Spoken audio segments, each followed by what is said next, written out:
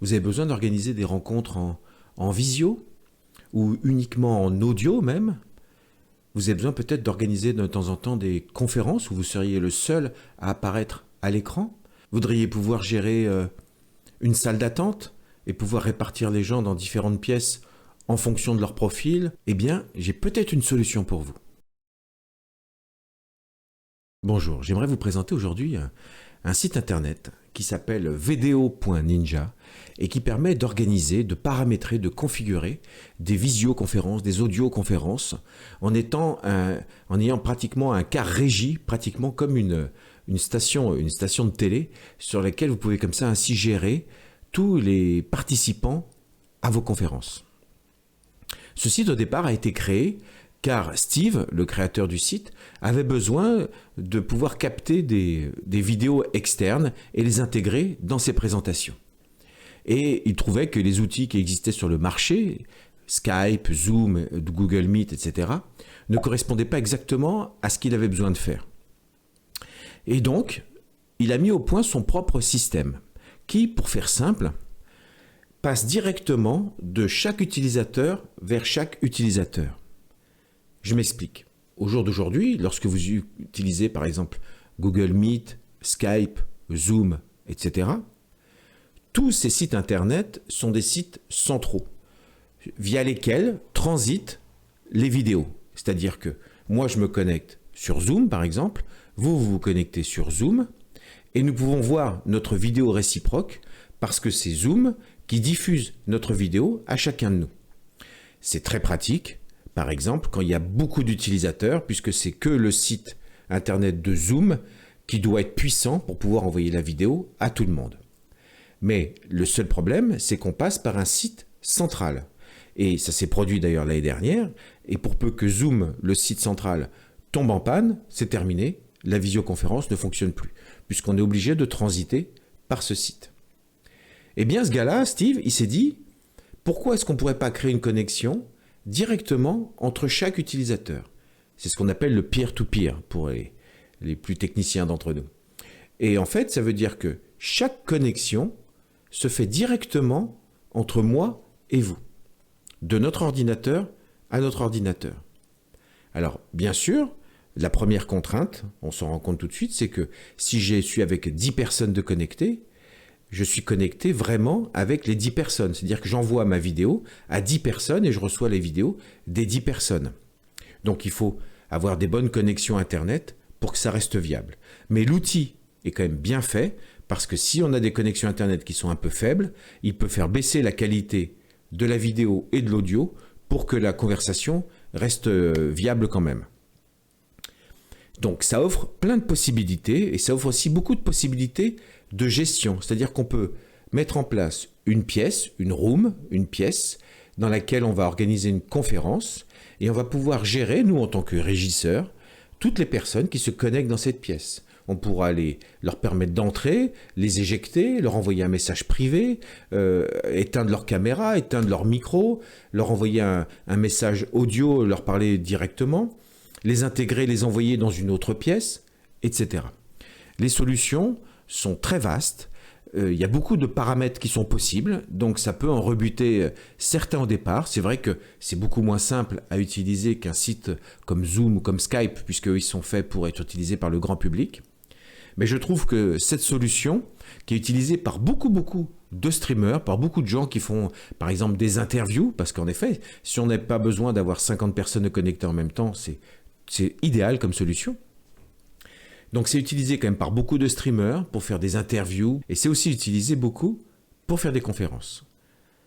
C'est-à-dire que, comme je vous disais, puisqu'on est connecté puisque tout le monde est connecté à tout le monde, ça peut poser un problème au niveau de débit vidéo forcément, puisqu'on doit envoyer notre vidéo et recevoir la vidéo de tout le monde.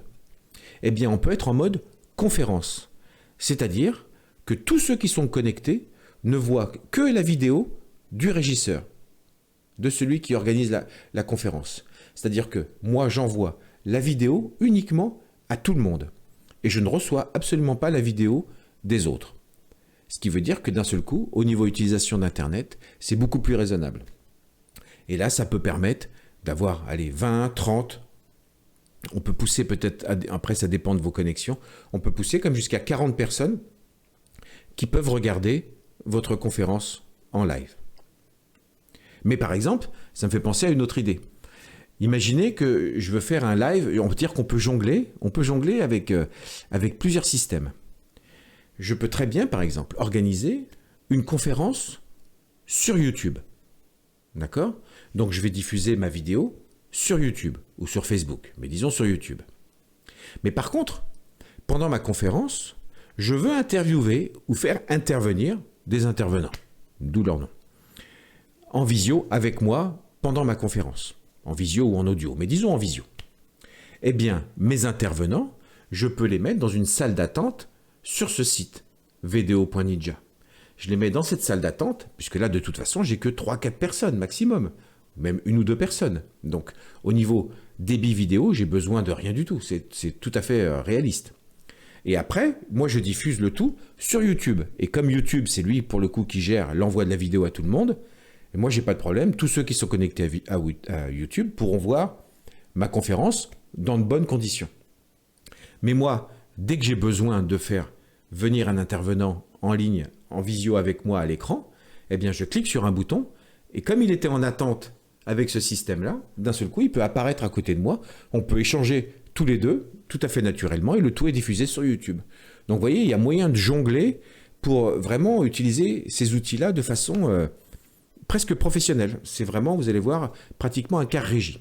Trêve de blabla, je vais juste vous faire voir la création d'une pièce pour pouvoir faire venir des gens directement pour partager une conférence en visio. Donc là, je vous mettrai bien sûr le lien dans la description. On est sur le site video.ninja. J'ai fait exprès de me connecter comme ça pour que vous voyez qu'en effet, quand on arrive sur le site, il est forcément en anglais.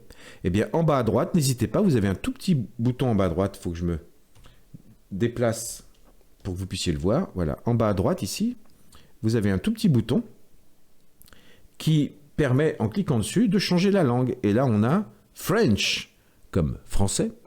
Et là, cette fois-ci, d'un seul coup, hop, je peux revenir là, d'un seul coup, l'interface, vous voyez, est passée en français. Donc, ça sera beaucoup plus pratique. Donc, il y a plein de possibilités. On peut créer des connexions directes en ajoutant une caméra, mais on va juste créer une pièce pour que vous voyez juste la fonction de base. Donc, une conversation de groupe. Donc, je clique ici sur conversation de groupe. Et là, il me demande de donner un nom à la salle. Donc, je vais dire salle de test de groupe. Il est évident qu'il ne faut pas que plusieurs personnes aient le même nom de salle, parce que sinon tout le monde risque de se retrouver. Vous risquez d'avoir des inconnus qui débarquent dans votre salle. D'où l'intérêt de pouvoir ajouter un mot de passe, mais on ne va pas le faire pour l'instant.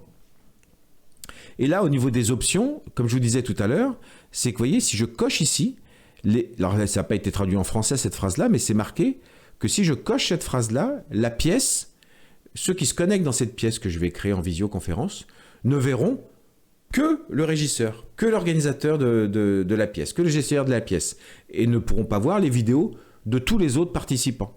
Donc comme ça, je vous disais, ça c'est pratique quand on fait une conférence ou qu'on veut limiter le débit vidéo. Là, je vais le décocher pour l'instant. On va faire ça simple, on crée la pièce. Clac, clac, clac, je vais lui donner un nom, je ne mets même pas de mot de passe, et entrer dans le centre de contrôle de la pièce. Ils ont changé le bouton, maintenant c'est beaucoup plus clair. Et si je clique ici, voilà, c'est tout. Là, c'est mon quart régie en fait. Cet écran, cette page internet, c'est ma page qui me permet de gérer la pièce. Et c'est ici que je vais pouvoir voir tous les gens qui vont se connecter, que je vais pouvoir interagir avec eux. Pour ce faire, il faut que je leur envoie un lien internet pour qu'ils puissent venir rentrer dans cette pièce. Et ici, le lien, par défaut, il me l'affiche ici. Donc, il suffit que je le copie, tout simplement. Et là, si j'ouvre une nouvelle fenêtre et que je colle le lien, alors, une fois de plus, en bas à droite, je réutilise la petite combine pour passer en français. Voilà. Et là, vous voyez, j'ai un lien pour rejoindre la salle. Donc ça, c'est le lien qu'on enverrait aux participants. Donc, rejoindre la salle avec votre caméra, partager votre écran. Une fois de plus, il y a plein de possibilités. On va juste faire simple. Rejoindre avec la caméra. Donc là, j'arrive dans l'écran. Parfois, quand on a plusieurs caméras, ce qui est mon cas, ou un système avec plusieurs caméras, il faut ici choisir votre caméra à vous. Moi, j'ai une caméra virtuelle qui reprend en fait l'écran que je suis en train de filmer. Donc c'est un peu spécial, mais vous me voyez moi qui bouge ici en bas à droite, dans la fenêtre. On choisit le micro, on choisit les haut-parleurs. Je vais mettre mon casque pour éviter d'avoir trop de son et rejoindre. Et c'est tout. Donc là, l'écran est répété à outrance puisque je me filme moi-même en train de me filmer. Mais si je vais, cette fois-ci, dans l'écran du car régie, vous voyez que je suis apparu ici. J'ai un premier utilisateur qui est là. Et là, il y a plusieurs boutons. On peut le transférer, lui envoyer un message, jongler avec, etc. Et forcément, celui-là qui est connecté ne se voit que lui puisqu'il est tout seul. Hein, d'accord ? La preuve, si je réutilise encore une nouvelle fenêtre, je relance le même lien, que je vais joindre avec ma caméra, mais cette fois-ci, je vais dire que j'ai pas de vidéo. Le son, je vais remettre mon casque, voilà. Et là, cette fois-ci, je me mets sans vidéo. Et si je me connecte, ben regardez, à gauche ici, j'ai un premier utilisateur, qui est celui qu'on voit là. Et à droite, ici, c'est le deuxième, celui qui s'est connecté tout à l'heure en premier. Vous voyez, je peux en créer autant que je veux. Mais donc, vous voyez, c'est chaque personne qui utilise le lien qui apparaît d'un seul coup. Là, on est en mode visioconférence normale, on peut chatter, parler ensemble. Mais une fois de plus, si je retourne dans ma salle de contrôle, vous voyez que j'ai les deux utilisateurs qui sont visibles ici, à gauche. Et là, je peux donc les enlever de la pièce, les transférer de pièce, leur envoyer un message, etc. Ou rien faire de particulier, mais ça peut, vous voyez, ça peut servir, par exemple, de salle d'attente pour une conférence, etc., etc. Donc voilà, c'était juste un aperçu pour vous donner peut-être envie d'aller jeter un coup d'œil à cette solution de visio, audioconférence, de conférence en ligne, etc., qui est vraiment très utilisée, je vous assure, dans ceux qui font du streaming ou des vidéos en ligne, etc., et qui ont besoin de se connecter comme ça de façon plus simple et sécurisée. Parce que, pour finir, il est évident que tout ce système-là est très sécurisé. C'est-à-dire que notre connexion entre vous et moi, si on est connectés tous les deux dans la même pièce, est beaucoup plus sécurisée que si on est sur un serveur comme Zoom ou comme Google Meet, etc. Puisque quand vous êtes sur un serveur comme ça, vos informations transitent par le serveur. Donc il suffit de, entre guillemets, de pirater le serveur de Zoom ou de Skype et les gens pourraient pirater vos conversations. Donc il y a quand même une notion où c'est beaucoup plus indépendant de tous les autres systèmes et de toute façon très sécurisé. Voilà, j'espère que ça vous aura donné envie d'aller jeter un petit coup d'œil à cette solution. Je vous laisse le lien dans la description. N'hésitez pas à aller jouer avec, profitez-en, c'est encore un outil gratuit qui est à notre disposition sur Internet, donc on aurait tort de s'en priver. Eh bien, d'ici là, et en attendant d'avoir le plaisir de faire une petite visioconférence avec vous, je vous souhaite le meilleur et je vous dis à très bientôt.